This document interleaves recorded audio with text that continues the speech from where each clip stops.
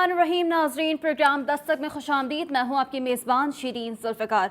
नाज़रीन, commissioner Karachi police chief अमीर शेख साहब ने आज गुफ्तगू फरमाई है और ऐसे में कुछ दीगर अहम निकात के साथ साथ एक सजेशन उन्हीं की जानिब से शहरियों को दिया गया है कि वो अपनी जान माल की हिफाजत खुद कैसे कर सकते हैं। यकीनन आप सोच रहे होंगे कि मैं ये बात क्यों कर रही हूँ, एक सजेशन जो उनकी जानिब से दिया गया है इस पर बात होगी। लेकिन दूसरी बात, एक अफसोसनाक खबर, एक अफसोसनाक हादसा जो कि आज कराची से लाहौर जाने वाली जना एक्सप्रेस हैदराबाद के मकीशा फाटक के करीब माल बरदार ट्रेन से टकरा गई, जिसके नतीजे में इतलात के मुताबिक 3 अफराद के जो है अमले में से जाम बहक होने की इतलात मौसूल हो रही हैं, जबकि दीगर के जख्मी होने की भी इतलात मौसूल हो रही है। और साथ साथ इंजन पे आग लगने की वजह से कुछ बच्चों के उसके अंदर दम घुटने से भी इतलात मौसूल हो रही है। इस पर भी बात करेंगे। ताज़ा तरीन क्या सूरत हाल है जानेंगे। गफलत का मुजाहरा किसकी जानिब से किया गया, कहाँ किया गया, इस पर भी बात होगी। और तीसरी स्टोरी जो कि आज के प्रोग्राम में डिस्कस करेंगे वो है लाहौर से। खबर है लाहौर की, जहां से एक बड़ी लेकिन हैरत अंगेज खबर यह है नाज़रीन के एक माँ ने अपने 2 बच्चों को जला दिया। वजह क्या रही जानेंगे। इस सिलसिले में माहिर नफ्सियात क्या कहते हैं कि आखिर एक माँ के लिए जिसके जिगर गोशे हैं वो 2 बच्चे, क्या वजह हुई है कि उन्होंने अपने 2 बच्चों को जलाया है। वालिद का मौक़िफ़ क्या सामने आया है, इस पर भी आपको तफसीलन अपडेट करेंगे आज के प्रोग्राम में। और बात होगी इनसाइड स्टोरी क्या रही है हमारे रिपोर्टर्स से भी। लेकिन प्रोग्राम में यहाँ वक्त हुआ है एक ब्रेक का। Stay with us, you are watching Dastak.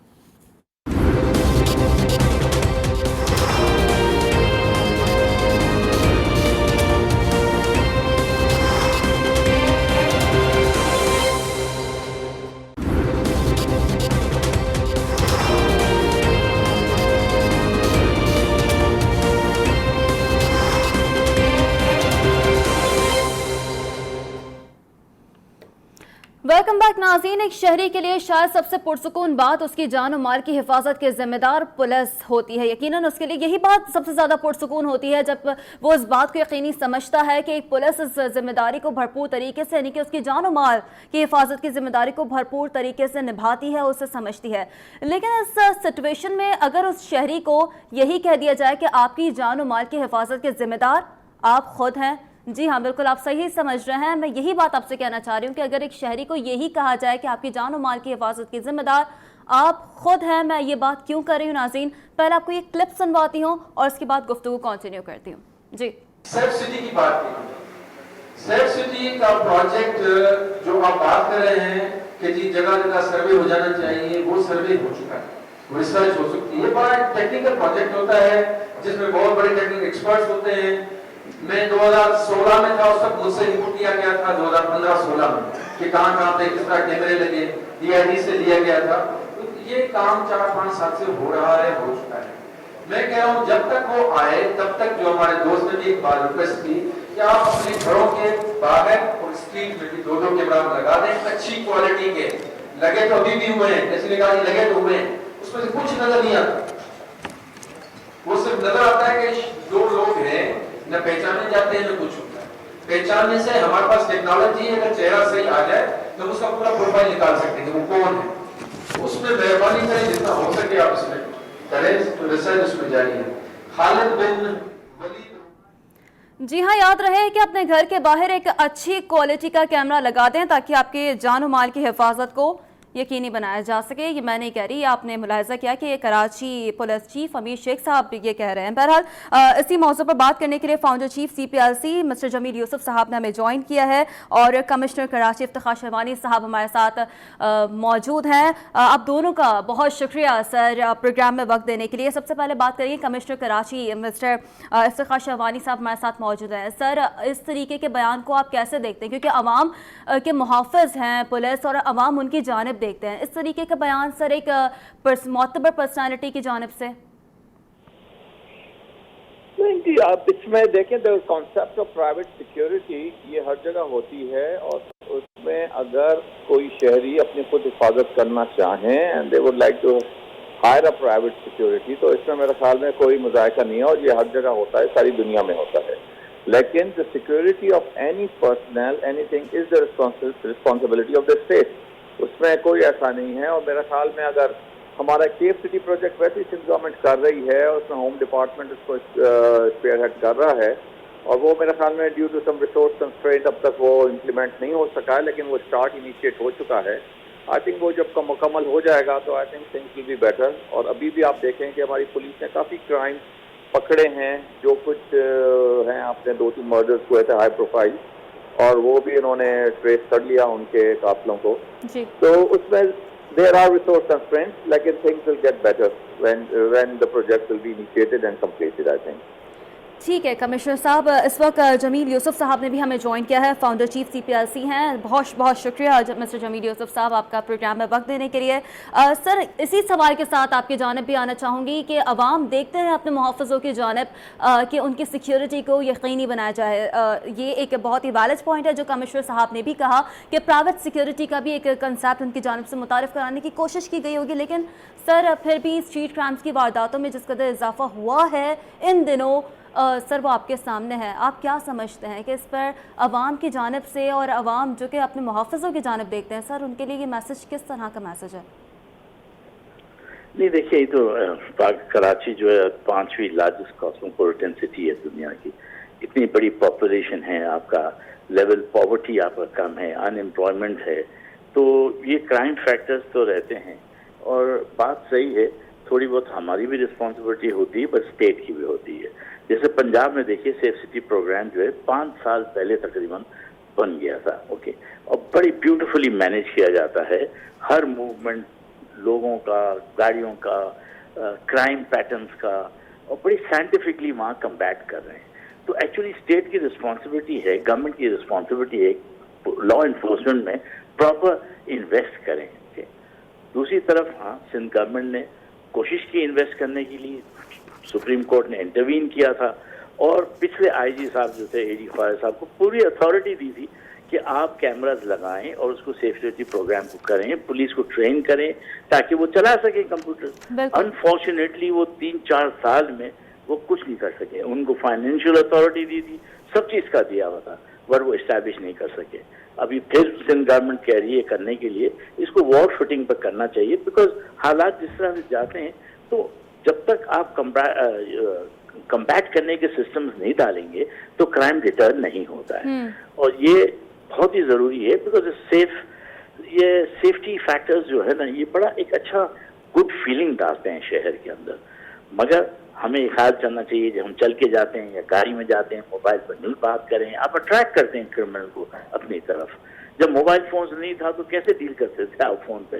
तो आप थोड़ी देर रुक जाएं, जब तक आप किसी जगह पर पहुंचते हैं, घर पर पहुंचते हैं, तो आप मिस कॉल्स को अटेंड कर लें।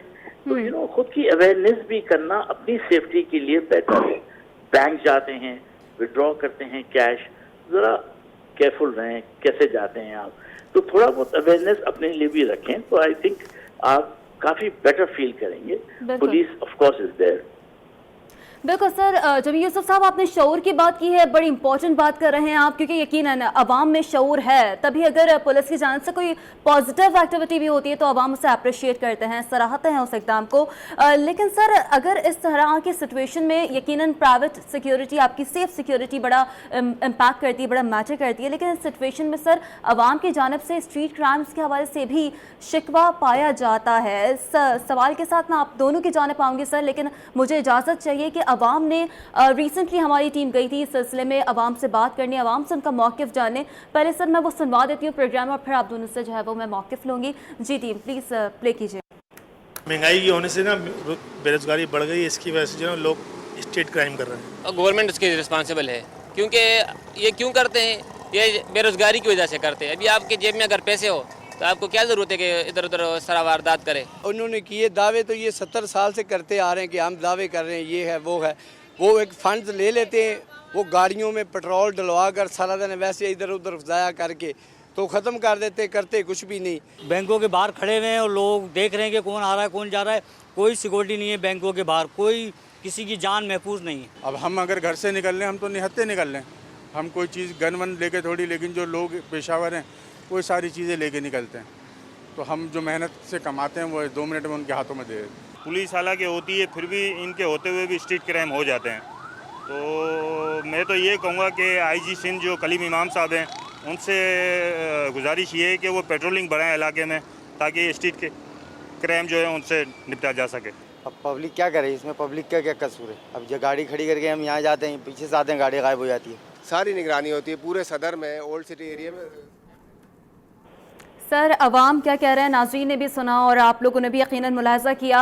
एक आध सॉर्ट तो हमने ये भी सुना कि पुलिस मबाज मौजूद होती हैं, फिर भी इस किस्म की वारदातें होती हैं। बहरहाल अगर थोड़ा सा इन पर जब बात की जाए तो यकीनन बात बहुत दूर तक जाती है। कमिश्नर कराची के पास मैं जाऊँगी, इफ्तिखार साहब के पास, ये इस सवाल के साथ कि इफ्तिखार साहब, since you have performing your duty as a commissioner माशाल्लाह वेरी वेल विद रिस्पॉन्सिबिलिटी, चाहे वो PSL की मिसाल हो, चाहे उसके बाद की मिसाल हो विद इन कराची की बात की जाए, तो सर आप क्या समझते हैं कि अगर अवाम जो कि टोटली अपना इन्हिसार गवर्नमेंट पर शो करते हैं, इस किस्म का अगर कोई बयान आता है, अगर शऊर की लैकिंग ऑफ अवेयरनेस है, जिस तरीके से आपने एक बड़ा इंपॉर्टेंट पॉइंट उठाया, तो अब इस सूरत में अवाम का थोड़ा तो घबराना बनता है ना? देखें जी, सबसे पहले मैं हमेशा ये कहता हूँ कि if you want the government to be responsible and you want the government to be efficient, then the people should be very responsible. देखिए, अगर लोग हमारे रिस्पॉन्सिबल हो तो गवर्नमेंट भी एफिशिएंट हो जाती है। मैं आपको छोटी सी मिसाल देता हूँ सॉलिड वेस्ट की। सबसे ज़्यादा कराची में शिकायत होती है सॉलिड वेस्ट की। अब हमारे पास 9000 लोग हैं सॉलिड वेस्ट में कचरा उठाने के लिए, और हमारे पास तकरीबन 20 मिलियन की आबादी है फेंकने के लिए। अब उठाने का तो टाइम बिल्कुल फिक्स है जी कि लोग उठाते हैं, लेकिन उस कचरे को फेंकने का टाइम कोई नहीं है। जो चाहे कराची का शहरी जिस वक्त चाहे कचरा जहाँ चाहे फेंक सकता है। तो आई थिंक हमारे जो लोग फेंकने वाले, जो हमारे सिटीजन्स हैं, उनको भी अपनी रिस्पॉन्सिबिलिटी फील करनी चाहिए अगर उन्हें बताया जाए। और ये चीज़ हर चीज़ में, इवन क्राइम में भी मैं कहता हूँ ठीक है वो पुलिस की रिस्पॉन्सिबिलिटी है, लेकिन लोगों को भी चाहिए, जैसे जमील यूसुफ साहब ने फरमाया, कि दे शुड टेक प्रिकॉशन। और आप देखें कि क्या टाइम है, किस टाइम पे निकलना है। अब कराची में मुझे नहीं मालूम ये जो कॉन्सेप्ट है कि आप रात 3 बजे तक लोग बाहर निकलते हैं, दुकानें बाजार 2 बजे तक खुले हुए हैं, कहीं नहीं होता। हम क्यों नहीं सुबह 9 बजे दुकानें खोलते और शाम 8 बजे दुकानें बंद करते हैं? ये हर सिविलाइज्ड मुल्क में होता है। तो हमें अपना एक लाइफ, एक रूटीन, एक कल्चर चेंज करना होगा अगर हमें कराची एज अ शहर एक दुनिया के मौजूद शहरों में अगर उसका शुमार करना है, तो हमें अपना रूटीन, अपना लाइफ स्टाइल चेंज करना होगा। इस तरह आप नहीं कर सकते कि आप 2 बजे तक दुकानें और बाजार खुले हुए हैं और लोग शॉपिंग कर रहे हैं। तो this has to change I think.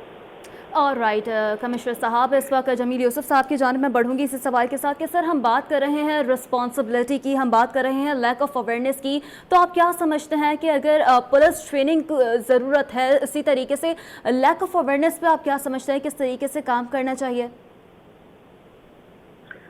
देखिए, अवेयरनेस बहुत इम्पोर्टेंट है। CPLC बनाई इसीलिए था बिल्कुल कि पब्लिक और पुलिस के बीच में लिहाजा हो और अवेयरनेस हो। अब जो क्राइम पैटर्न्स बनते हैं तो क्राइम पैटर्न्स को रेगुलरली रिलीज करें तो अवेयरनेस आ जाएगा शहरी में कि किधर क्राइम होता है और किस सेक्टर पर होता है, कितने बजे होता है। तो आपके लिए बड़ा आसान हो जाता है कम्बैट करने, चाहे डोमेस्टिक थेफ्ट हो या डकैतीज हो या जो भी चीज हो। पर शहरी में एक चीज बताऊंगा, ये क्राइम हर जगह हर सिटी में होता है मुल्क में और बाहर के मुल्कों में, पर वहाँ इसलिए इतना नहीं श्योर होता बिकॉज हर शहरी इंश्योर होता है। आप गाड़ी चलाते नहीं है बगैर इंश्योरेंस के, चाहे कार हो या मोटर बाइक हो, इसलिए कि अगर एक्सीडेंट हुआ और आपने किसी को हिट किया तो आप बैंकरप्ट हो जाएंगे उसकी क्लेम्स पे करने में। तो वो चोरी के लिए भी नहीं होता बट इंश्योरेंस कवर होता है। तो जब चोरी होती है तो इंश्योरेंस कंपनी उसकी बेयर करती है। कैश इन ट्रांजिट हमारे यहाँ चलता है, वहाँ क्रेडिट कार्ड चलता है। हम जिस तरह से कैश लेके लाखों रुपए थैले में डाल के बैंक से ले जाते हैं, बाहर के मुल्कों में ये सब चीजें नहीं होती। वो लेके इतना कैश मूवमेंट करते नहीं है, और करते हैं तो उसके साथ इंश्योरेंस कवर। इंश्योरेंस बहुत चीप है। लोग मतलब अवेयरनेस में आप कांटेक्ट तो करें इंश्योरेंस कंपनीज को, आप रेट तो मालूम करें। हार्डली मामूली परसेंटेज है, इन 0.5% 100 रुपीज का। तो आप इंश्योरेंस कवर कर लें, आपकी ज्वेलरी घर में रख रहे हैं उसका इंश्योरेंस कवर कर लें आप, ताकि खुदा न खास्ता ये चीज हो तो आप FIR काट के आप ये कर सकें। बट मैं ये एडवाइस करूंगा गवर्नमेंट को कि काफी लोग कंप्लेन नहीं लॉन्च करते हैं तो पैटर्न नहीं मिलते हैं। एक ओपन टाइम कर दें, शहरी फोन करके रिपोर्ट कर सके कि मुझे इस जगह पे इस टाइम पर यह वारदात हुई है, चलो दैट्स इट, ओके। ताकि आप डेटा एक्यूमुलेट करके उसके क्राइम पैटर्न्स बना के पुलिस की पेट्रोलिंग उस एरिया में स्ट्रॉन्ग करें। तो बेनिफिट लेना है इंफॉर्मेशन से, तो दोनों के लिए विन विन सिचुएशन होगा। पुलिस के लिए भी और शहरी के लिए। बिल्कुल ऐसा है कि मॉडल एंड फ्रेमवर्क बहुत ज़रूरी है। जमील यूसुफ साफ मिनिस्टर बहुत इंपॉर्टेंट बात कर रहे हैं। इसी सवाल के साथ कमिश्नर कराची की जानब मैं बढ़ूंगी। कमिश्नर साहब, जिस तरीके से कराची चीफ पुलिस साहब ने कहा, और जाहिर है हम बात भी कर रहे हैं प्राइवेट सिक्योरिटी के हवाले से कि घरों के बाहर आपने अगर आप कैमरे अपने नस्ब कर लेते हैं तो यकीनन तौर पर एक प्राइवेट सिक्योरिटी का कंसेप्ट और आप अपने आप को महफूज फील करते हैं।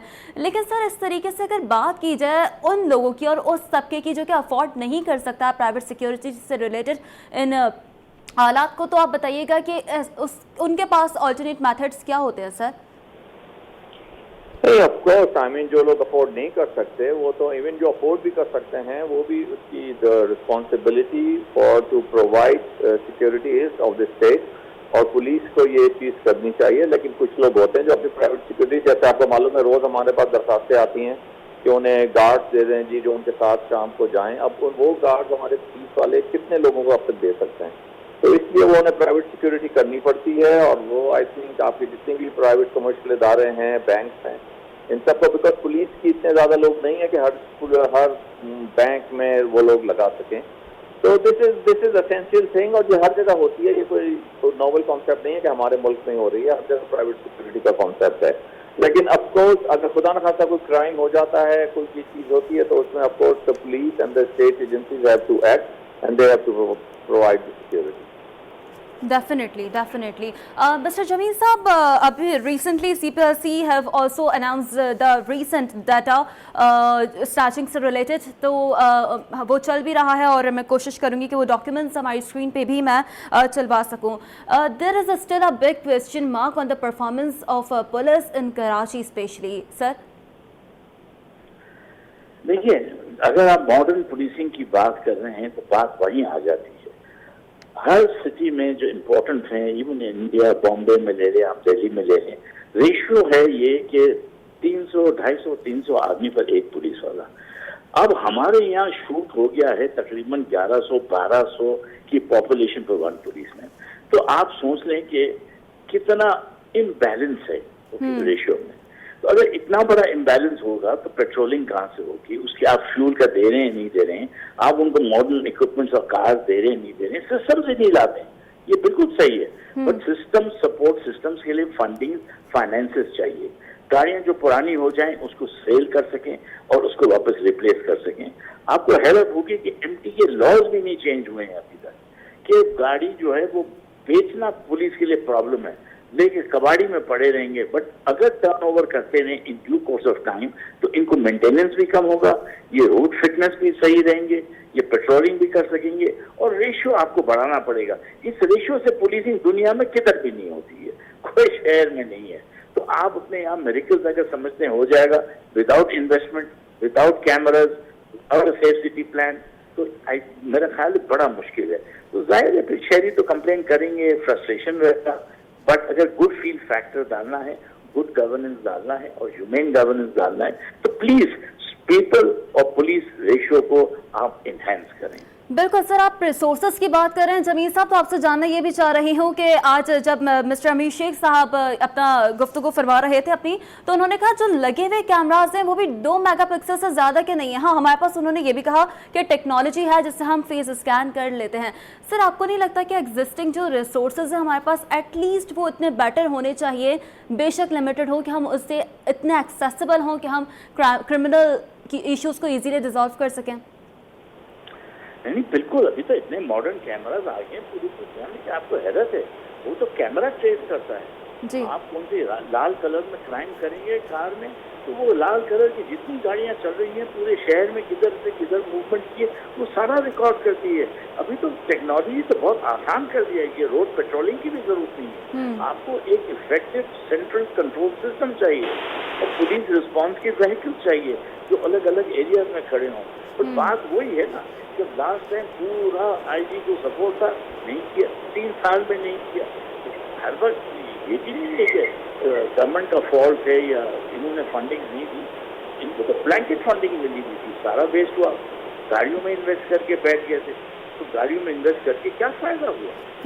तो ये सब चीज़ों का अब तो पुलिस नया रिफॉर्म चला रहे हैं, पुलिस ऑर्डर, ये बहुत ज़रूरी इसलिए ही है ये पब्लिक सेफ्टी कमीशन हो, पुलिस कंप्लेंट अथॉरिटी हो, दोनों का अकाउंटेबिलिटी हो, दोनों की ट्रांसपेरेंसी हो, पॉलिटिकल इंटरफेरेंस ना हो, प्रॉपर फंडिंग हो, ये होती है पुलिस और लॉ एनफोर्समेंट। ठीक है जबीर यूसुफ साहब, बहुत ही शॉर्टली, चूंकि we are very near to moving towards our next segment, मैं जानना कमिश्नर साहब से ये चाहूँगी, जिस तरीके से मिस्टर जमील साहब फरमा रहे थे, बड़ी इंपॉर्टेंट गुफ्तगू कि टेक्नोलॉजी बड़ी आसान कर दी गई है, इस तरीके से इस सिलसिले में प्रॉपर फंडिंग भी ज़रूरत है। क्या आप समझते हैं कि हमारे पास रिसोर्सेज, जो एग्जिस्टिंग रिसोर्सेज भी हैं, वो भी इतने बेटर नहीं है टू अपॉर्चुनिट एंड टू फंक्शन? यही वजह है कि खलल आ रही है और इतना गैप है, इतनी मिसमैनेजमेंट आप कह सकते हैं कि we are not actually leading towards the actual culprits? जी कमिश्नर साहब। जी, इसमें मैं सबसे पहले आपको वही बताऊंगा कि रिसोर्सेज जैसे कहीं होती हैं कहीं नहीं होती, लेकिन उनका proper utilization is very important.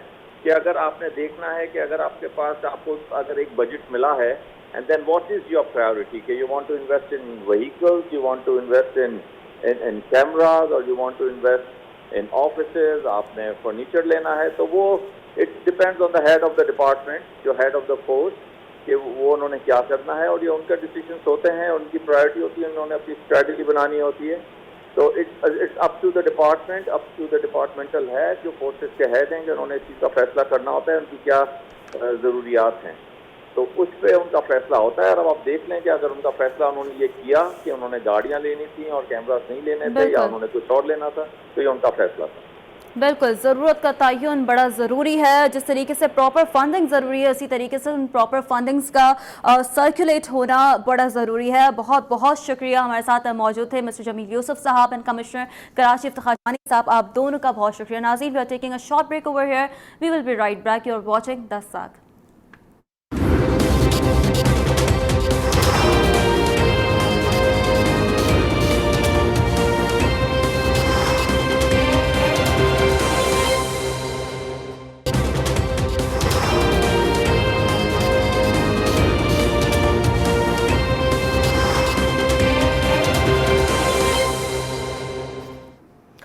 Welcome back नाज़रीन। अब बात होगी एक अफसोसनाक हादसा जो कि आज हैदराबाद में हुआ है। कराची से लाहौर जा रही थी जना एक्सप्रेस ट्रेन जो कि इस हादसे का शिकार हुई है। वजह ये बताई जा रही है कि मालगाड़ी जो कि पीछे से आ रही थी, जिसकी वजह से तसादुम हुआ जना एक्सप्रेस और मालगाड़ी के दरमियान, और ये हादसा रौनुमा हुआ। और अब तक की इतलात के मुताबिक कुछ ट्रेन ड्राइवर, असिस्टेंट ड्राइवर और गार्ड भी जम-बहक हुए हैं, जबकि मुतादिद अफराद के जख्मी होने की भी इतलात हैं। इस वक्त वफाकी वज़ीर रेलवे शेख रशीद साहब ने हमें ज्वाइन किया है, उनसे बात कर लेते हैं। शेख रशीद साहब, अस्सलाम वालेकुम, बहुत शुक्रिया सर प्रोग्राम में वक्त देने के लिए। सर, आज के हादसे के बाद काफी क्वेश्चंस जनरेट हो रहे हैं सर आपकी वज़ारत के मुताबिक, रेलवे कारकर्दगी से मुतालिक, सर क्या कहेंगे? देखें, एक जना एक्सप्रेस ने पीछे से हिट किया है एक खड़ी ट्रेन को ह्यूमन एरर पर, जो कि मालगाड़ी खड़ी थी, उसमें 3 हमारे सरकारी अफसर जहाँ बाक हुए, किसी को कोई नुकसान नहीं पहुंचा, उनके अलावा ये भी बहुत बड़ा नुकसान है। तमाम ट्रेनें चल पड़ी हैं, 1 घंटे के अंदर अंदर तमाम ट्रैकों को खोला गया है और वो ट्रेन भी अपने मंजिल मकसूद की तरफ रवा दवा है। तहकीकात का हुक्म दे दिया है और परसों जो है 1 बजे मैं उस पर फैसला दूंगा। सीओ साहब वहाँ जा चुके हैं, चेयरमैन साहब बैठे हुए हैं, और ट्रेन एक पुरानी ट्रेन है, इन्होंने कमीशनें खाई, इन्होंने लूटा, इन्होंने करोड़ों रुपए के लोकोमोटिव जो है वो, अब मैं क्या किसी का शेख रशीद साहब 10 माह हो गए हैं अभी आपको वजारत संभाले हुए सर, और ऐसे में काफ़ी इससे पिछले भी मौक़िफ़ आपकी जानिब से सामने आए हैं। लेकिन एक चीज़ जो मैं शेख रशीद साहब यहाँ पे एडअप करना चाहूँगी वो ये है कि सिग्नल्स तो ऑटोमेटिक होते हैं सर, जब माल गाड़ी का आ रहा, और ये आप मुझसे बेहतर समझते हैं सर, इन ऑटोमेटिक सिग्नल्स की वजह से ह्यूमन एरर सर एग्जिस्ट करता है। देखे ना, अभी ये देखना होगा ना कि सिग्नल को उसने ह्यूमन एरर गलत क्रॉस किया, ये सिग्नल वाले ने गलत सिग्नल दिया है। ये बातें सारी जो हैं तहकीकात पे हो रही हैं। आपसे मैंने कहा कि 24 घंटों में आपको हफ्ते को 1 बजे फैसला सुनाएंगे इस पर। अच्छा सर, मुर्तज़ा वहाब साहब जब हमारे चैनल से गुफ्तगू कर रहे थे तो उन्होंने भी आपकी वजारत पर एक क्वेश्चन मार्क सर उठाया था, और इससे आप गुफ्तगू कर रहे हैं कि ये जो एक सिचुएशन है ये एक पिछली गवर्नमेंट की जानिब से है। आप जो इससे पहले भी आपने रेलवे खसारे के हवाले से भी पहले बात की है, पिछली हुकूमतों पर यकीनन इस चीज़ को बताने की कोशिश की है सर, लेकिन आप क्या समझते हैं कि हादसा हुआ है, एक बड़ा हादसा है सर, 3-4 जाने गई हैं। वो फौजिया वहाब का बेटा है, मैं तो जानता नहीं हूँ कौन है। हमने गरीबी सिंधी को 160% लोग पैसेंजर बैठे हुए हैं मौजूदारों में, सखर में 140% पैसेंजर बैठे हुए हैं। हमने जो है शाह लतीफ भटाई एक्सप्रेस में 160% पैसेंजर बढ़ाए हुए हैं। हम कायमा कमेटी से इल्जाम सुन रहे हैं कि आप हाले छोटे छोटे पैसेंजर हैं 10-10, 15-15, 20-20 रुपए पे, कि ये करोड़ 1.5 करोड़ रुपए पे खसारे जा रही है। शर्म से डूब मरे, चिल्लू भर पानी देके। एक ट्रेन नहीं चलाई इन्होंने 10 साल गरीब लोगों के लिए। 40 ट्रेनें चलाई हैं और सारी पुरानी मरम्मत करके चलाई हैं। कल मैं इंशाल्लाह फैसला दे रहा हूं, मैं नई पैसेंजर ट्रेनें मंगवाने का और फ्रेट ट्रेन का टेंडर देने जा रहा हूं। और पहले मैं चाहता था कि बोझ ना पड़े खजाने पे, लेकिन 60 लाख पैसेंजर बढ़ गए हैं। शायद ये 24 अगस्त को मेरा साल पूरा हो जाए तो ये 1 करोड़ को टारगेट टच कर जाए। और हमने 8 से 12 ट्रेनें की हैं, 2 और फ्रेट चलाएंगे और 40 ट्रेन का टारगेट जो है वो इंशाअल्लाह ताला अल्लाह के हुक्म से 24 अगस्त से पहले पूरा करूंगा। बाकी बातें करने वाले करें, मुझे कोई फर्क नहीं पड़ता। हमने अब क्या आपसे अर्ज करूं, 5 अरब रुपए का हमारा तेल महंगा हो गया। इसके बावजूद अगर मैं खसारा कम करके नहीं दिखा सका, मुझे 5 अरब रुपए की 5.76 की टैक्स बढ़ गई है नए ऑयल प्राइसेस से। इसके बावजूद भी अगर मैं खसारा कम ना कर सका तो फिर मैं इमरान खान साहब को कहूंगा कि मुझे कोई और जिम्मेदारी दे। Thank you. ठीक है सर। शेख रशीद साहब वफाकी वज़ीर रेलवे हमारे साथ मौजूद थे, आज के हादसे से मुतालिक हमसे गुफ्तगू कर रहे थे। इस वक्त नुमाइंदा हैदराबाद आमिर जैदी हमारे साथ मौजूद हैं, उनसे बात कर लेते हैं, ताज़ा तरीन क्या सूरत हाल है उनसे जान लेते हैं। आमिर जैदी, बताइएगा कि इंजन के नीचे दबे होने की भी कुछ बच्चों की इतला थी, क्या उन्हें रेस्क्यू कर लिया गया है? मजीद कितना टाइम लगेगा उन्हें रेस्क्यू करने में? आमिर जी, इमदादी कार्रवाइयां जारी हैं और क्रेन की मदद से जो है मालगाड़ी का डब्बा जो है उसको साइड में कर दिया गया है। इसके बाद जो है जो इंजन है जिना एक्सप्रेस का, उसके लिए क्रेन लगाई जा रही है और उसको भी जो है क्रेन की मदद से जो है ट्रैक से हटाया जाएगा। सबसे पहले जो काम किया जा रहा है वो ये काम किया जा रहा है कि जो ट्रैक है उसको बहाल किया जा रहा है। जो लाहौर से आने वाली ट्रेनें हैं जो कराची जाएंगी, ये ट्रैक बहाल करके उन ट्रेनों को हैदराबाद रेलवे स्टेशन पे और जो मुख्तलिफ रेलवे स्टेशन पे ट्रेनें रुकी हुई हैं उन ट्रेनों को रवाना किया जाएगा। मैं आपको ये भी बताता चलूं कि जिना एक्सप्रेस जिसका ये हादसा हुआ था वो ट्रेन हैदराबाद से लाहौर के लिए रवाना हो गई है। इसके अलावा अल्लामा इकबाल एक्सप्रेस और पाकिस्तान एक्सप्रेस को भी जो है लाहौर और सियालकोट के लिए रवाना कर दिया गया है। ट्रैक पे इमदादी काम जारी है, पुलिस और रेंजर्स की भारी नफरी मौजूद है और इमदादी काम बहुत तेजी से जारी है। जी ठीक है। आमिर, ये बताइएगा कि अस्पताल इंतजामिया का क्या कहना है, क्या मौक़िफ़ सामना है जख्मियों के हवाले से? जी, सिविल अस्पताल और जो इलाके का थाना है वहां से 1 जख्मी होने की और 3 हलाक होने की इतला है, जिसमें इंजन का ड्राइवर, उसके अलावा जो उसके पीछे गार्ड बैठे होते हैं वो 3 अफराद हलाक हुए हैं और 1 से 2 अफराद जो है मामूली जख्मी हुए हैं जो सिविल अस्पताल हैदराबाद में, जिनको पूरी ट्रीटमेंट देने के बाद जो है वहां से जो है रुखसत कर दिया गया है। जो हलाक होने वाले हैं उनकी लाशें जो है वो टुकड़ों में थी, उनको जो है सिविल अस्पताल हैदराबाद के सर खाने में रख दिया गया और उनकी शनाख्त के बाद जो है उनके लवाहिकीन को वो लाशें दी जाएंगी। जी अच्छा आमिर, बताइएगा हलाक शुदगान की जिस तरीके से आप बता रहे हैं कि बर्न्स का ये केस है, क्या उनकी शनाख्त मुमकिन है? कितने % उनकी बॉडी इतनी रकावट है कि उनकी शनाख्त मुमकिन हो सके? आमिर जी, इंजन से जो लोग निकाले गए, मालगाड़ी का इंजन और जिना एक्सप्रेस का जो इंजन है, उस इंजन को काट के जो है ड्राइवर की लाशों को निकाला गया था और हमने देखा कि वो टुकड़ों में लाशें थी। उनको जो है ईदी ने अपनी चादर में जो है जमा करके और सिविल अस्पताल हैदराबाद जो है मुंतकिल किया गया था। अब शनाख्त का जो है वो DNA टेस्ट के जरिए या उनके लवाहिकीन के जरिए उनकी कोई शनाख्त होगी, लेकिन अभी तक कोई शनाख्त नहीं हुई है कि सिविल अस्पताल में कि मरने वाला के किसकी कौन से टुकड़े हैं लाश के। ये तो ईदी के जराये का कहना ये है कि अभी तक कोई लवाहिकीन ने शनाख्त नहीं की। जब शनाख्त होगी तो ये जो है इनकी जो है तकसीम की जाएगी और इनके लवाहिकीन को दी जाएगी। अभी जो सिविल अस्पताल हैदराबाद का सरखाना है, फिलहाल जो है वो लाशें तीनों वहाँ रख दी गई हैं। अच्छा आमिर, ट्रैक भी मुकम्मल तौर पर बहाल कर दिया गया है, रूट्स के हवाले से बताइएगा, रूट्स अपडेट किए गए हैं? अभी सिर्फ और सिर्फ वो ट्रैक बहाल किया गया है जिससे कोठी से और लाहौर के लिए ट्रेनें जानी थी। अप डाउन ट्रैक जो है उसको बहाल किया गया है। जिस ट्रैक पे ये हादसा हुआ था उस ट्रैक पे बहुत तेजी से काम जारी है उस ट्रैक को बहाल करने के लिए, और रेलवे हुकाम का यही कहना है कि 1 घंटे के अंदर अंदर इस ट्रैक को जो है बहाल कर दिया जाएगा और जितनी ट्रेनें लाहौर और रावलपिंडी से मुख्तलिफ स्टेशन पे रुकी हुई है, हैदराबाद स्टेशन पे रुकी हुई है, उन तमाम ट्रेनों को जो है कराची के लिए रवाना कर दिया जाएगा। ठीक है, आमिर जर्दी हमारे साथ मौजूद है हैदराबाद से, हमें बराह रास्त ताज़ा तरीन क्या सूरत हाल इस वक्त जाए हादसा की उस हवाले से हमें अपडेट कर रहे थे। आपका बहुत शुक्रिया आमिर। एक और अहम स्टोरी आज की यकीनन हैरत अंगेज़ है, साथ साथ अफसोसनाक भी है। अफसोस भी होता है जब इस तरह की स्टोरीज पर बात हो रही होती है।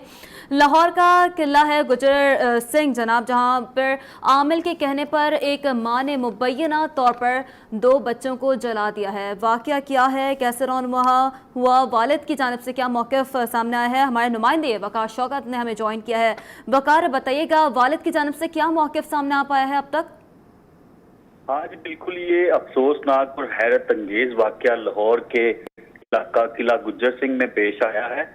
ये जो कि अनीता नामी खातून थी जिसके 2 बच्चे थे, वो जो है वो 3 रोज कबल अपने खावन से जो कि रिक्शा चलाता था उससे झगड़ कर जो है वो अपनी फुफ्फो के घर किला गुज्जर सिंह में रह रही थी, और जो कि 3 रोज बाद उसका खावन जिसका नाम जो है वो साइमन बताया जा रहा है, वो अपनी बीवी से और बच्चों से मिलने के लिए गया किला गुज्जर सिंह में। तो वहां पर देखा कि किस से जो है वो उसके बच्चों को रस्सियों के से बांध कर जो है उन पर जादू टूना किया जा रहा था। दरमियान में जो कि उसके खावन ने बताया कि दरमियान में बकरा बांध रखा और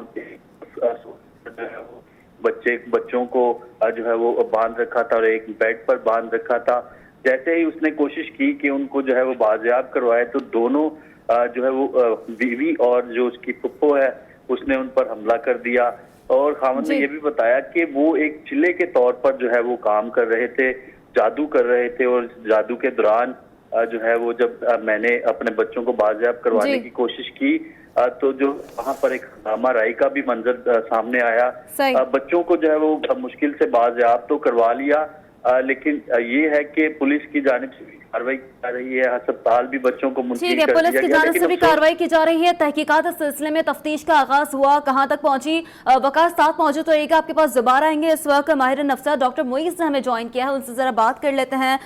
डॉक्टर मोइज साहब बहुत शुक्रिया आपके वकार। सर क्या समझते हैं, क्या बताएंगे, ऐसी क्या कैफियत है कि एक माँ अपने जिगर गोशों के साथ ये कर सकती है? सर बिस्मिल्लाहिर्रहमानिर्रहीम जी, आपको मुझे फोन लेने का दीपर से। असल में इस वक्त हम मजबूरी तौर पर अपने माशरे का जायजा लें तो हमें ऐसा लगता है जैसे कि वो माशरा है जो शायद आज से हजारों साल पहले था, जब कोई इक़्तिदार नहीं थी, कोई कानून नहीं था, जिसकी जो मर्जी माइट इज राइट, या वो आदमी जो सबसे ज्यादा ताकतवर था या उसके पास जो कुव्वत थी वही सर्वाइव करता था उस माशरे में। पहली चीज याद रखिएगा कि हम जिस बड़े सगीर हिंद से ताल्लुक़ रखते हैं, हमारे यहाँ बहुत ज़्यादा गलत किस्म के अकायद पाए गए हैं, जिनमें एक तो ये है कि जिन्नात का वजूद हक है, कुरान ने कहा है, जादू भी हक है, कुरान ने कहा है, लेकिन क्या हर जगह जिन्नात और जादू होते हैं? मगर हमारे जहनों में इतनी डाल दी गई है कि जब जिंदगी में कोई चीज़ हासिल नहीं होती, चाहे वो दौलत हो, घर के अंदर सुकून हो, औलाद का ना होना हो, कारोबार सही ना चलना हो, तो हम एक शॉर्टकट ढूंढते हैं, और सबसे जल्दी जो हम चाहते हैं उसके लिए हमारे पास जिन्नात और जादू वाला कॉन्सेप्ट है कि जिन्नात काबू आ जाए, जादू सीख लूँ, फला का घर तबाह कर दूँ, उसकी दौलत में छीन लूँ। यही चीज़ यहाँ पर इस वक्त हुई है कि ये औरत कि जिसको जुनून था कि मैं जादू सीखूं और मैं जिन्नात को काबू करूं, इसके लिए फिर औलाद या कोई भी रिश्ता मायने नहीं रखता। यानी एक तांत्रिक होता है जादू, इंडिया के अंदर बहुत प्रैक्टिस होती है उसकी, उसमें तो अगर किसी औरत को औलाद ना होती हो तो उससे कहा जाता है कि अपने फैमिली में से किसी छोटे बच्चे को ले आओ, उसको मेरे सामने ज़बा करो, तो उसकी रूह जो है वो तुम्हारे पेट में आएगी, तुम्हें बच्चा हो जाएगा। इस हद तक लोग यकीन करते हैं, अकीदा है कि जादू से चीजें हो जाती हैं। तो एक तो जहालत, सबसे बड़ी हमारे यहाँ जहालत ये है कि दीन को हमें समझा ही नहीं दिया कि दीन क्या है। कुरान हमें दिया जाता है कि इसको पढ़ो बरकत होगी, डेफिनेटली कुरान को पढ़ने से बरकत होगी, मगर कुरान किताब है समझने की, अमल करने की, ये माशरे में है नहीं। और फिर ऊपर से गुर्बत है, ऊपर से घरों के अंदर नाचाकी है, माशरे के अंदर इंतशार है, स्ट्रेस बहुत ज्यादा है। तमाम चीजें जब जहनों पे सवार होती तो अकल सोचती नहीं है। तो इस औरत को इस बात से कोई परवाह नहीं थी, क्योंकि उसके ख्याल में वो अगर जादू सीख लेगी तो वो जो कुछ हासिल करना चाहती है वो कर सकती है। बहुत ही इम्पॉर्टेंट जो आपने बात की है सर, समझने की किताब है कुरान पाक, और यकीनन उसमें जो हिदायत दी गई है उसमें अकल का इस्तेमाल भी सर बहुत वाज़ह तौर पर कमात और हिदायत जारी किए गए हैं। ऐसी क्या कैफियत है, डिप्रेशन कितना है, और आप क्या समझते हैं कि इस तमाम तर सिचुएशन में एक आमिल किस हद तक इन्फ्लुएंस कर लेता है दिमाग पे कि इस तरीके की सिचुएशन तक इंसान पहुँच जाता है? जब इंसान किसी मुश्किल में मुब्तला होता है तो उसका माइंड फरार ढूंढता है, रास्ता ढूंढता है, इलाज ढूंढता है। अब उसमें अगर कोई शख्स कह दे कि हाँ ये करो इससे ये हो जाएगा, तो क्योंकि वो ऑलरेडी प्रॉब्लम में मुब्तला है वो शख्स, उसको वो राह निकलती है, मिलती है कि चलो हो सकता है इस वजह से हो जाए, उसमें फिर इंसान की अकल पर, शऊर पर पर्दे पड़ जाते हैं और वो काम करने लगता है क्योंकि उसको अपनी मुश्किल से निकलना है या उससे कोई पर्टिकुलर चीज हासिल करनी है, जैसे महबूब की शादी करनी है। तो इन तमाम चीज़ों के लिए फिर इंसान सोचता नहीं कि क्या सही है क्या गलत है। और ये प्रैक्टिस अभी से नहीं, कदीम जमाने से चली आ रही है। हज़रत सुलेमान अलैहिस्सलाम के वाक़यात से जादू का और फिर जिन्नात का और तमाम चीज़ों को पता चलता था। फिर कुरान पाक में उसके हवाले से कुछ बातें की है, तो फरिश्ते आए ज़मीन पर, उनको पता चला कि एक कौम को तबाह करो, क्योंकि वो लोग जादू सिखाया करते थे। तो एक चीज़ इतनी यकीन हो जाता है हमें कि हाँ आज के दौर में भी हर जादूगर के पास जादू है। देखिए जादू हक है, मगर हर जादूगर सही नहीं है। लाखों में आपको कोई ऐसा जादूगर मिलेगा जिसको हकीकत में जादू आता हो, मगर ये बड़े नफ्सियात के माहिर होते हैं। और आप भी ट्राई करें, अगर आप किसी शख्स को अपनी टीवी चैनल पे अगर आप किसी को रोज ये कहें आज तुम्हारी तबीयत ठीक नहीं है, मुझे लगता है तुम्हारा रंग दर्द हो रहा है, मुझे लगता है तुम कमजोर हो, कुछ दिनों के बाद तो वाकई कमजोर हो जाएगा। इसको कहते हैं पावर ऑफ सजेस्टिबिलिटी। और ये इतनी पावरफुल चीज है कि इसके ऊपर दुनिया के अंदर एडवर्टाइजिंग कंपनियां काम करती है। तो जब आप किसी को सजेस्ट करते हो कि देखो तुम्हारा ये प्रॉब्लम सॉल्व हो जाएगा, मुझे पता है तुम्हारे चेहरे से लग रहा है तुम बहुत परेशान हो, तुम्हारी सास बहुत तंग करती है, तुम्हारा खावन दूसरी शादी करना चाहता है, लो ये जो मैं कहता हूँ वो करो, तो वो करेगी। सर किसी भी शख्स की जानिब से इस तरह का कदम एक अल्टीमेट लेवल होता है कि यकीनी तौर पर ऐसे पहले कुछ सिम्टम्स, कुछ इशारे दिए जाते होंगे। यकीनी तौर पर इस केस को आप बेहतर इस केस को स्टडीज़ करते हैं और मुझसे बेहतर समझते हैं, तो सर बताइएगा कि इस तमाम सिचुएशन में जो उनके एतराफ़ में मौजूद लोग होते हैं अहले खाना की जानिब से, इंस्टेंटली उनकी काउंसलिंग के लिए क्या इक़दाम उठाए जाने चाहिए? पहले तो चीज़ है कि जब आप किसी घर के फर्द का रवैये में तब्दीली देखें, उसके सोने उठने के औकात, वो किसी चीज़ में गुम हो, बार बार आपसे जवाब नहीं दे रहा, आई कांटेक्ट नहीं कर रहा, तन्हाई पसंद हो गया है, खाना कम या ज़्यादा खाता है, वो आपका एक अलार्म होता है। अब आपने ये देखना है कि इसका कोई मसला है, तो बेहतर है किसी माहिर नफ्सियात के पास, साइकाइट्रिस्ट के पे ले जाए, किसी काउंसलर के पास ले जाए, पहले तो खुद बात करें। अगर वो नहीं करती या करता तो फिर आप कोई प्रोफेशनल हेल्प लें, ताकि ये मसला आगे ना बढ़े। इनिशियली तो कंट्रोल हो सकता है, मगर आगे बढ़ गया तो फिर कंट्रोल करना मुश्किल हो जाए। ठीक है, डॉक्टर मोईज़ माहिर नफ्सियात हमारे साथ मौजूद थे। आपका बहुत बहुत शुक्रिया डॉक्टर मोईज़ साहब। एक बार फिर रुक करेंगे, वकार शौकत हमारे नुमाइंदे लाहौर से हमारे साथ मौजूद हैं, उनसे बात कर लेते हैं। जी वकार, बताइएगा तफ्तीश कहाँ तक पहुँची है, क्या इन्वेस्टिगेट हुआ है?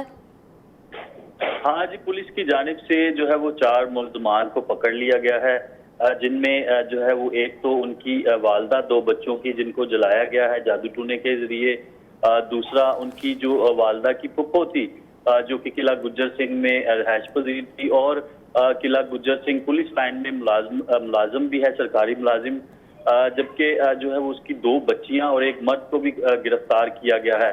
ताहम पुलिस की जानिब से जो है वो तफ्तीश का अमल जारी है।